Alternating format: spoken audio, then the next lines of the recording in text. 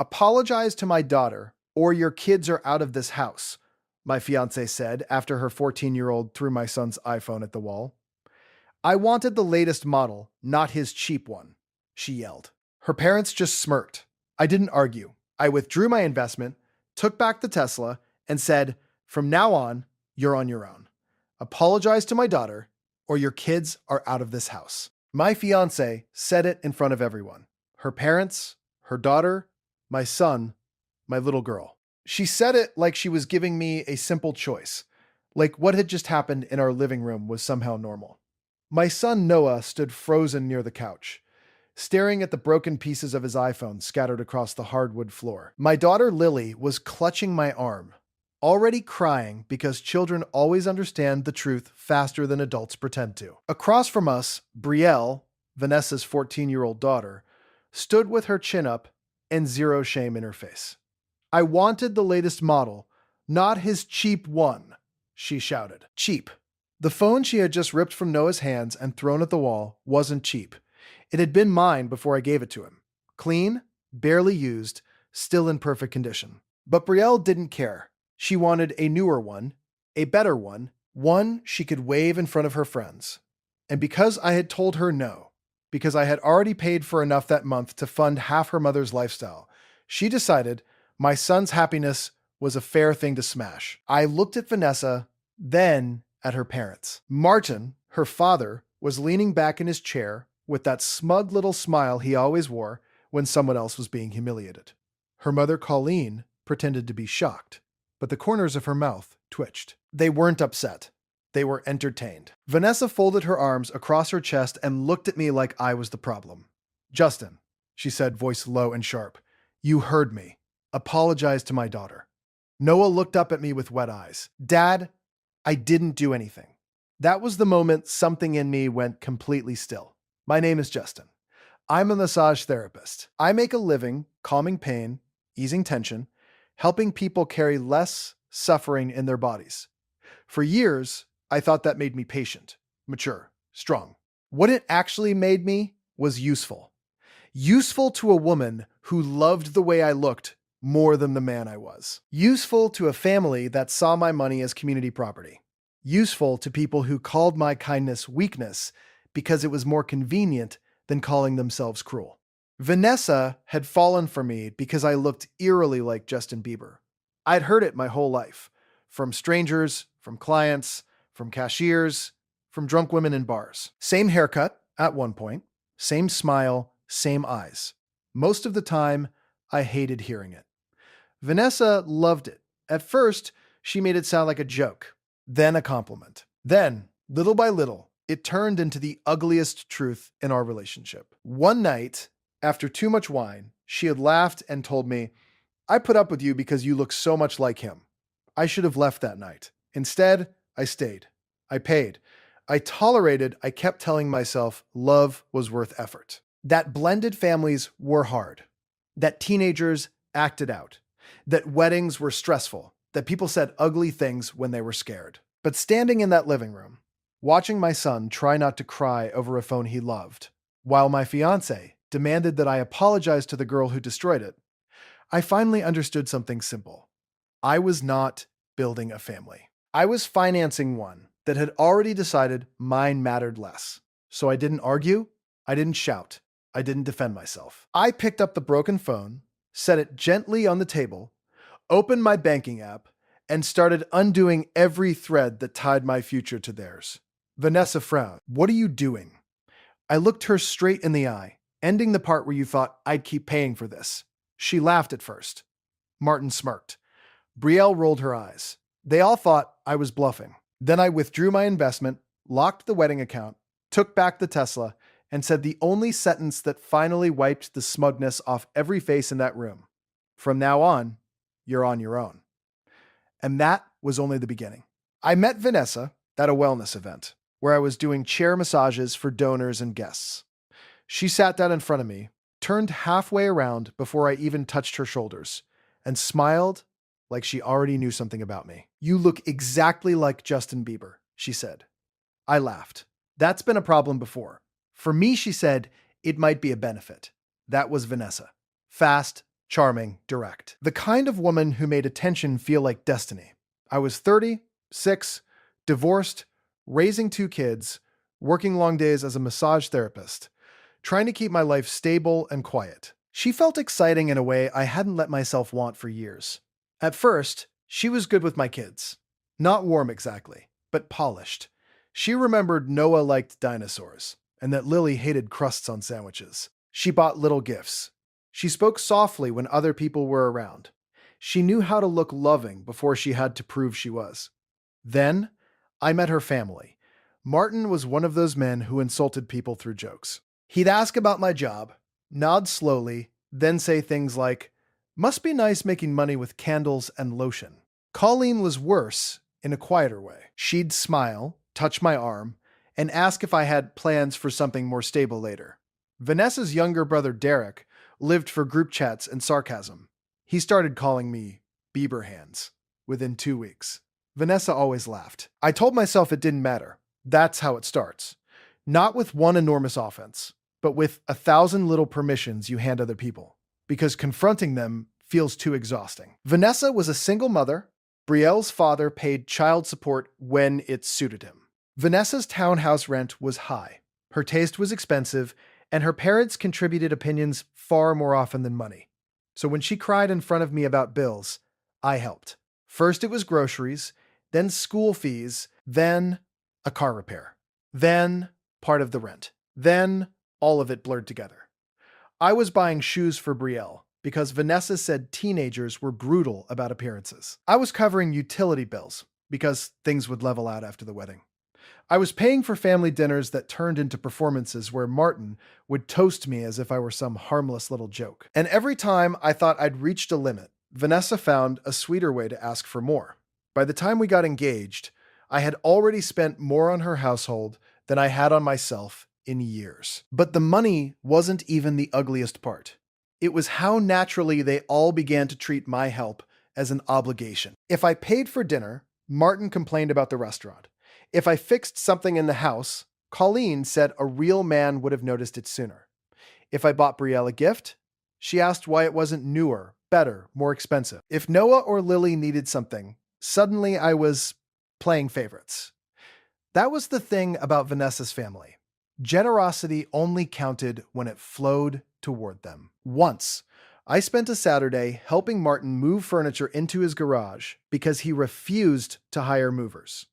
My back was screaming by the end of it. He filmed me wiping sweat off my face and posted it in the family chat with the caption, "Look at Bieber earning his place." Everybody laughed. Another time, Vanessa posted a picture of me asleep on the couch after a 12-hour day with the caption, "When your fiancé is too exhausted for romance, but never too exhausted to pay bills."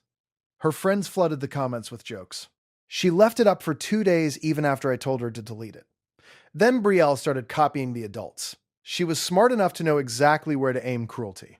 Never too openly in front of outsiders. Never in ways that would make Vanessa look like a bad mother. Just little comments, little cuts. "Your son cries over everything. Lily eats like a toddler. My mom says you let your kids get away with too much. Must be nice living here half the time and acting like this is your house." Noah started going quiet after visits. Lily clung to me more. I asked Vanessa to step in. She sighed like I was exhausting her. "Justin, she's 14. Stop being so sensitive." That word again, sensitive. It was always what selfish people called pain that inconvenienced them. Then there was the face thing. At first, Vanessa treated the resemblance like flirtation. She'd touch my jaw and say, "It's actually unfair how much you look like him." She'd ask me to wear my hair a certain way. She once bought me a hoodie because it gave major early Bieber energy. I laughed it off because it felt ridiculous, and ridiculous felt harmless. It wasn't harmless. It was a warning that she was in love with an image and renting me as the nearest substitute. One night, after her parents left and Brielle was upstairs, Vanessa sat on the kitchen counter drinking white wine and scrolling old music videos on her phone. She looked at me, tilted her head, and said it so casually it almost didn't register. "I tolerated a lot from you because you look so much like him." I stared at her. "What does that mean?" She shrugged. "Come on, Justin. You're sweet, but you're not exactly exciting. If you didn't have the whole look thing going on, she didn't finish the sentence. She didn't need to. I should have walked out then. Instead, like an idiot, I asked if she was serious. She laughed, kissed my cheek, and said, "Don't be dramatic."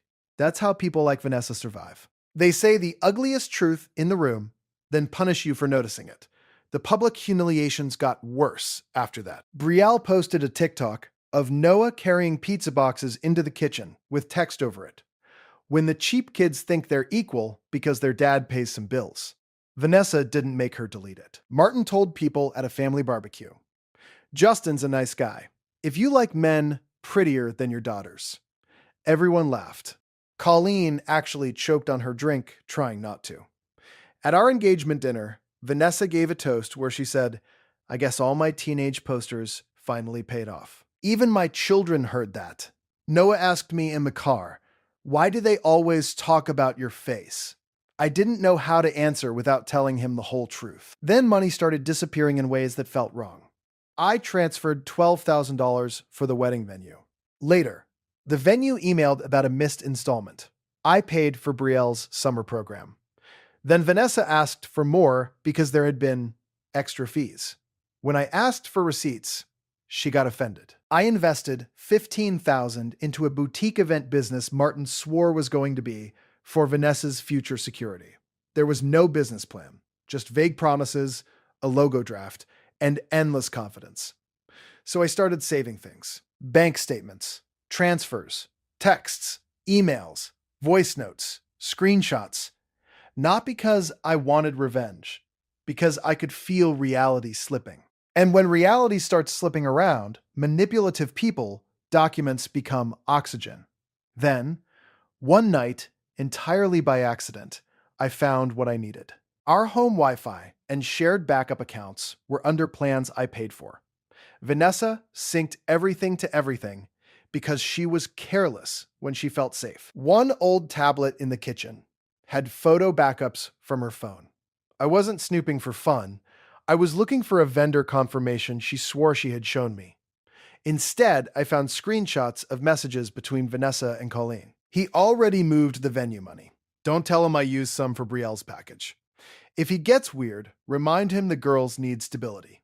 Once you're married, he'll stop separating mine and his. Then messages with Martin. Can he add another 10 grand to the business? Easy. Push emotion, not numbers.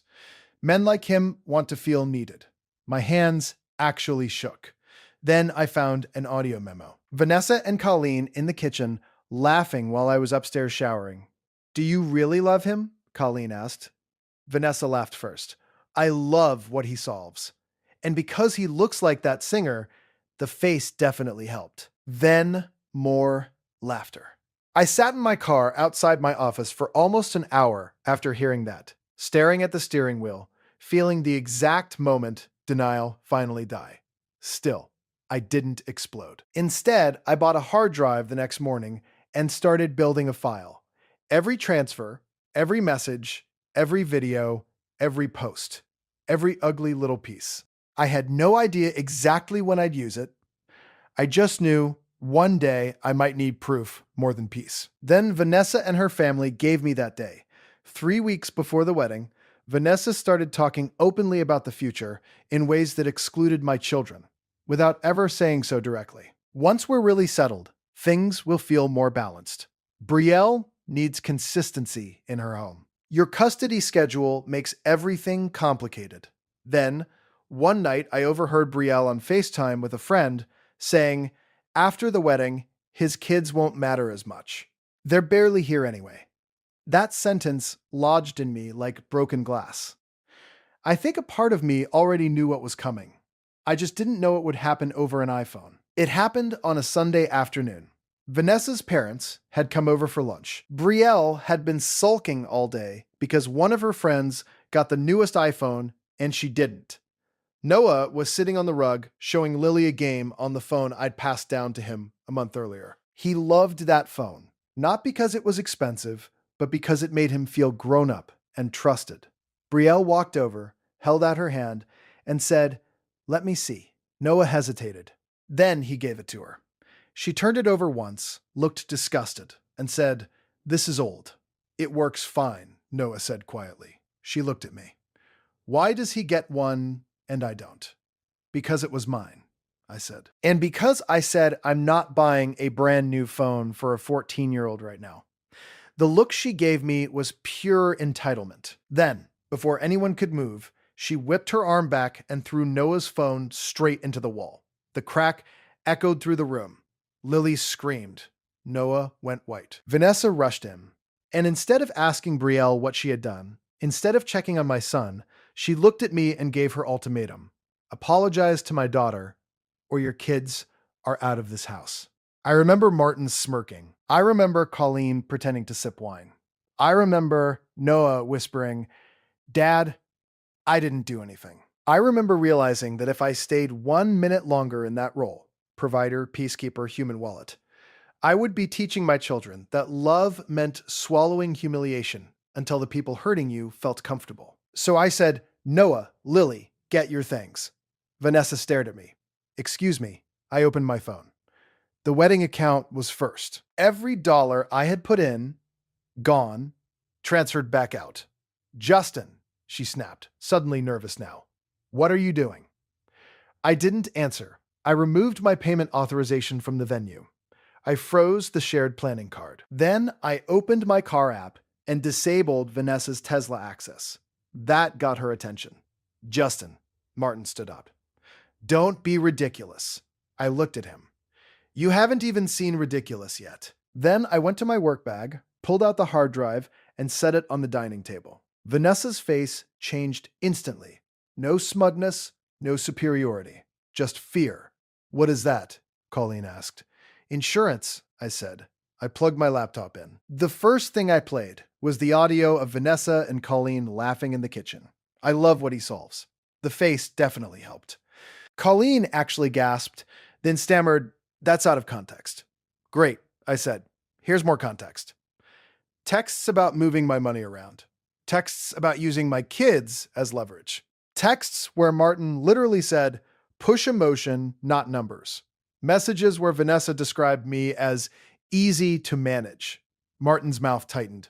Vanessa whispered, "You went through my things?" "No," I said calmly. "You handed me your truth by getting careless." Then I opened the spreadsheet. Every payment, every transfer, every bill, every school fee, every rent contribution. Every dollar that had kept her life comfortable while she and her family mocked me behind my back. Brielle stared at the total and said, "That's insane." "Yes," I said. "It is insane." Vanessa changed tactics immediately. Tears filled her eyes. "You're doing this in front of the children?" I looked at Noah, then back at her. "You already did." And because I wanted the last of the lies stripped clean, I had invited one more person. The doorbell rang. Vanessa frowned. "Who is that?" "Someone who got tired of your version of the truth." It was Serena, Vanessa's former best friend and former maid of honor. They had stopped speaking months earlier after Serena warned me that Vanessa liked being adored more than she liked being honest. Serena walked in holding her phone and a printed folder. Vanessa went pale. "Why are you here?" Serena didn't even look at her at first. She looked at me, then at my children, then at the shattered phone on the table. "Because now," she said quietly, "you finally believe me." She opened the folder and slid several screenshots across the table. Messages between Vanessa and her friends. "If he didn't look like Bieber, I wouldn't have made it this far. He's good for stability. His kids are temporary baggage. Shared custody is my favorite thing about him. After the wedding, I'll get him to stop splitting things so carefully." Noah heard that word, baggage. I saw it hit him. He looked down immediately, and something inside me turned into ice. Then Serena played a voice note Vanessa had once sent her during a fight. Vanessa's voice, clear as day.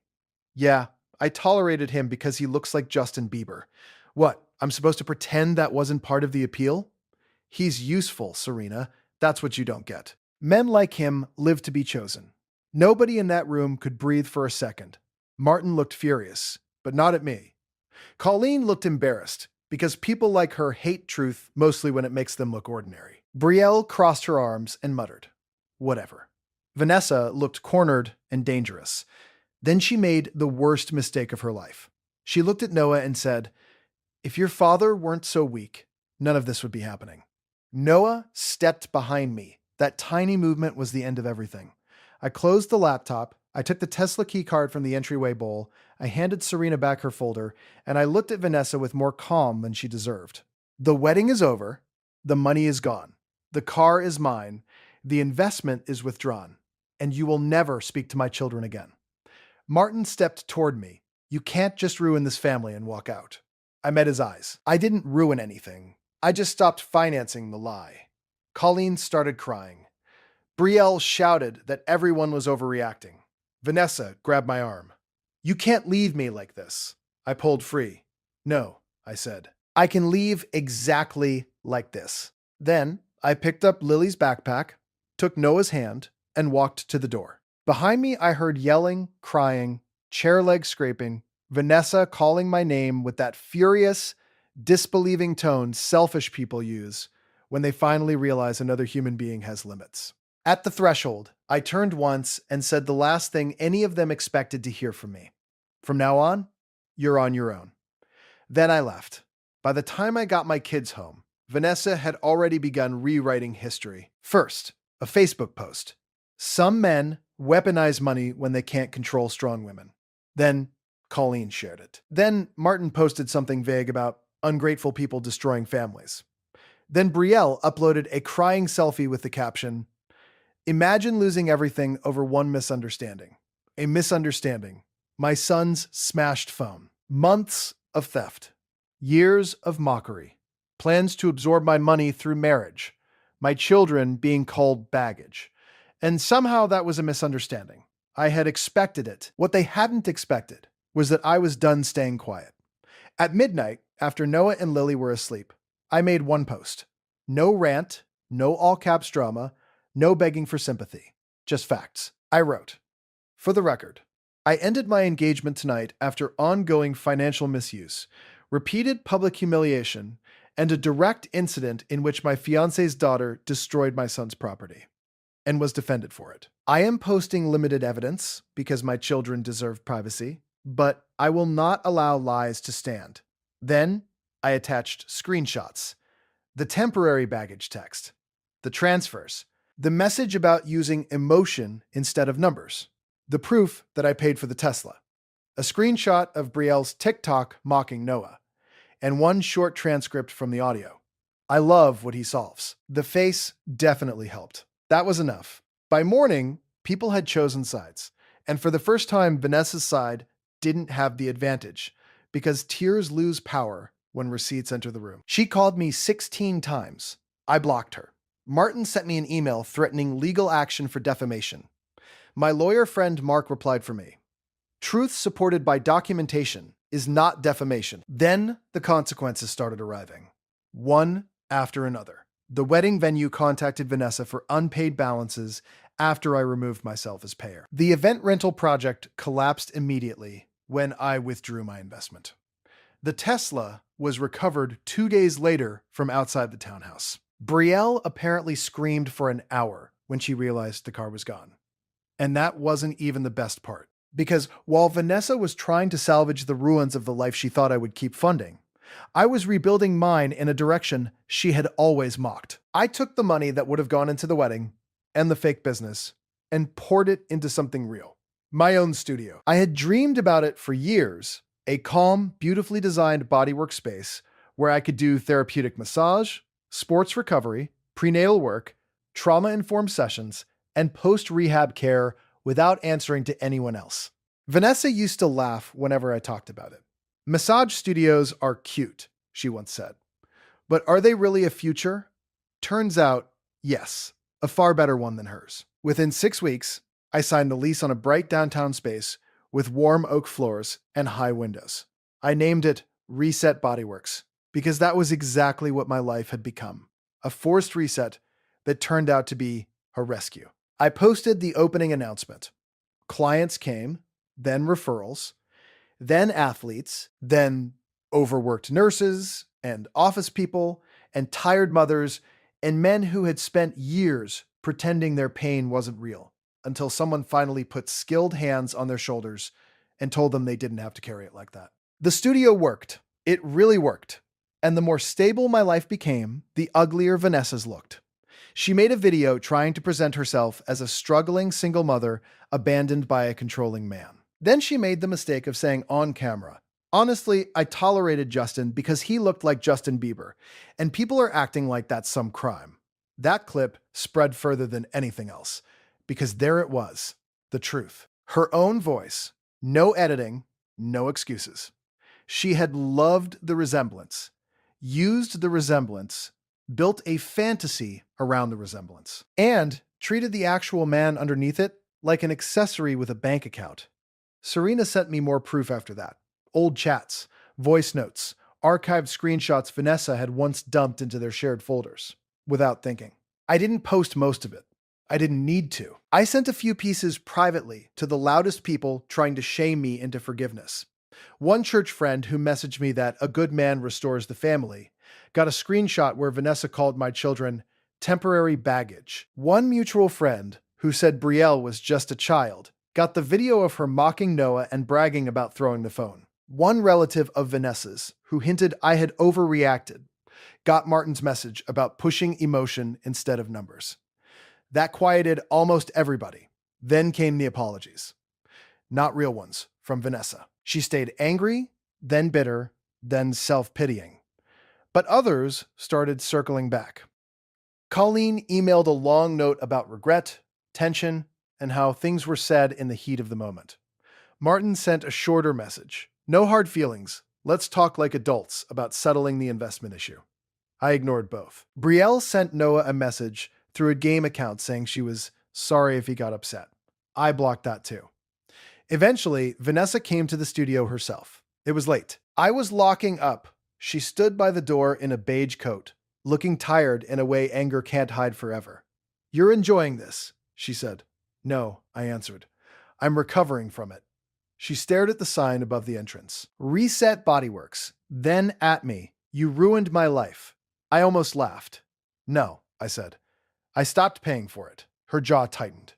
"You made me look insane. You did that yourself." Then she stepped closer, lowered her voice, and said the one thing that told me she still hadn't changed at all. "I did choose you." I looked at her for a long second. "No," I said. "You chose a face you were obsessed with and a man you thought you could use." For the first time in our entire relationship, she had no comeback. I walked back inside, locked the door, and left her standing there in the reflection of glass she couldn't manipulate. Peace felt strange at first. No emergency money transfers, no sarcastic family chats, no teenage girl taking shots at my kids, because adults had taught her cruelty was personality. No fiancé treating my face like a prize and my heart like office furniture. Just quiet, beautiful, almost suspicious quiet. Noah stopped asking if he had done something wrong. Lily stopped shrinking whenever adults raised their voices.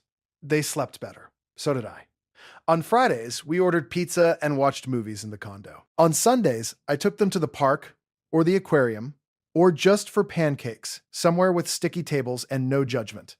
Slowly, the panic left our bodies. The studio grew.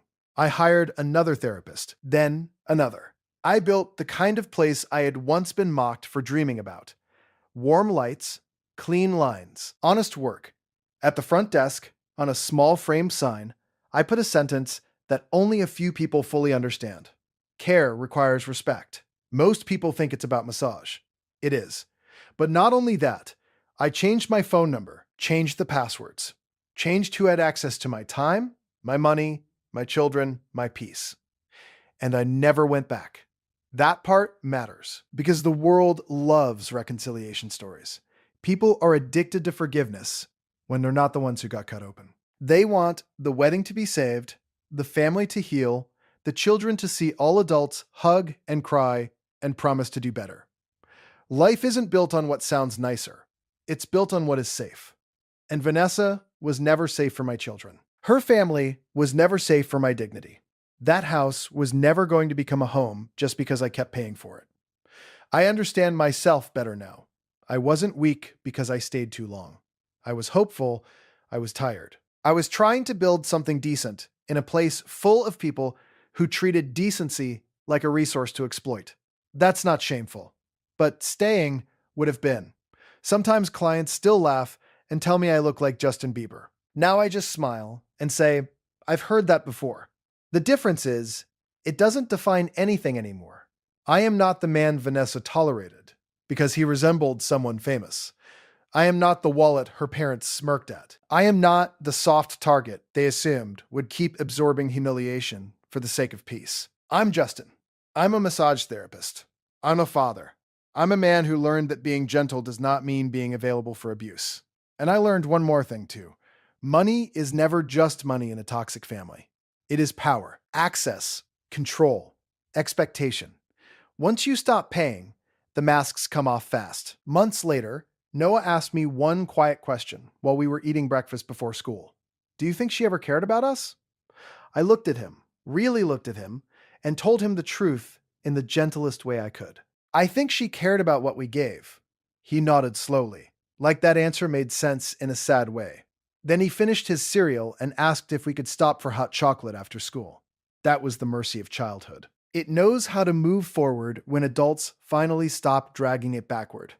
Outside my studio, there's a second little plaque beside the business hours. Most people don't notice it unless they're waiting for someone and happen to stand close enough. It says, "Private property, boundaries honored here." That line makes me smile every time I see it. Because for most of my life, boundaries felt like something selfish people ignored and kind people apologized for. Not anymore. Vanessa wanted me to apologize to her daughter after my son's phone was smashed. She wanted my children out of the house if I refused. She thought I'd panic, cave, smooth it over, pay for a replacement, and stay exactly where she had trained me to stay. Instead, I took back the money. I took back the Tesla. I took back my future. And I walked out with the only people I was truly responsible for protecting: my children. The rest of them? They got exactly what they had been asking for all along. Life without me in it. From now on, they really are on their own.